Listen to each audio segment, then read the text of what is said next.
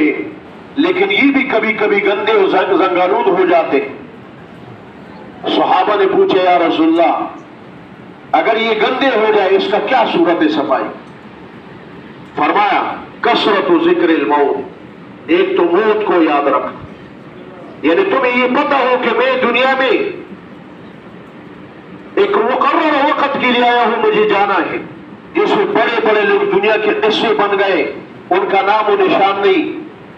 اس دن قوموں کا بھی قصہ بن جائے گا، ہم بھی نہیں رہے، ہم نے بھی مرنا ہے۔ اور یہ بھی یقین کر لو، فرمائے دوسرا کیا ہے؟ اللہ جل شانہ کے کلام کا تلاوت کرنا، کہ یہ قرآن جو ہے جب یہ پڑھتے رہو گے اس نیت سے کہ میں نے دنیا سے جانا ہے، مجھے رب العالمین کے پاس پہنچنا ہے۔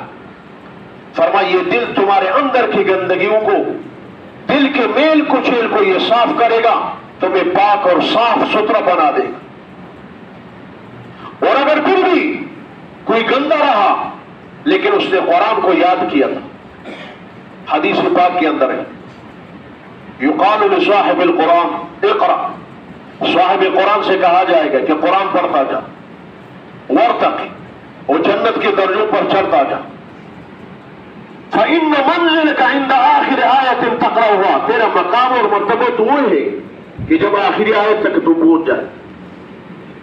یہ تو وہاں تک جائے گا۔ لیکن اگر کوئی رکاوٹ آ گئی، ایسے گناہ آ گیا کہ یہ رک گیا، آگے نہیں جا سکتا۔ فرمائے لو جعل القرآن فی اہاب ثم القی فی النار محترا، اگر یہ قرآن رکھ دیا جائے کسی چمڑے میں اور آگ میں پھینک دیا جائے تو آگ اس کو نہ جلائے۔ محدثین و مفسرین نے لکھا ہے، اور مسند احمد کی روایت ہے ما مستہ النار،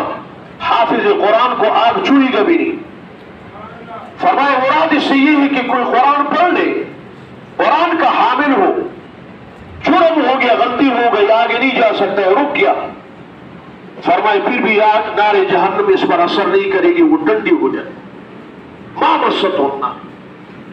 یہ اتنا عظیم کلام ہے، اتنا عظیم کتاب ہے۔ اب ہم سوچ لیں کہ ہم اس کا کتنا قدر کرتے ہیں اور کتنا اس کے لیے ہم قربانیاں دیتے ہیں، اور اپنے بچوں کو کس طرح اس کے لیے وقف کرتے ہیں۔ اور دنیاوی وہ تعلیم جو ختم ہونے والی ہے، ہر آدمی کے اس بات پر یقین ہے کہ میں مروں گا اور قبر میں جاؤں گا، اور مرنے کے بعد اگر میرا کوئی اولاد ہو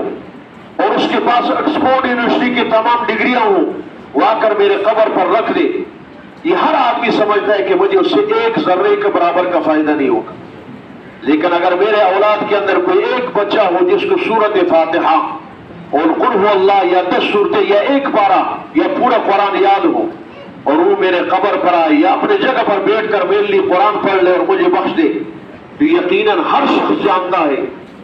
کہ مجھے اس سے پورا فائدہ ہو۔ بلکہ حدیث پاک کے اندر ہے اذا احب احدکم ان یحدث ربہ فلیقرأ القرآن،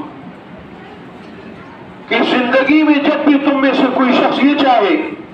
کہ اپنے رب سے باتیں کر لے، ہم کلامی کا شرف حاصل کر لے، تو اس کو چاہیے کہ کلام الہی کو پڑھ لے، یہ اللہ سے باتیں کرنے کے مترادف ہے۔ وَإِذَا خَتَمَ الْعَبْدُ الْقُرْآنَ، اور جب یہ بندہ قرآن پڑھتا ہے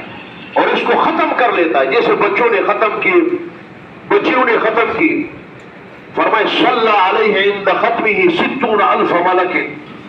فرمائے اس کے ختم کرنے پر 60,000 ملک،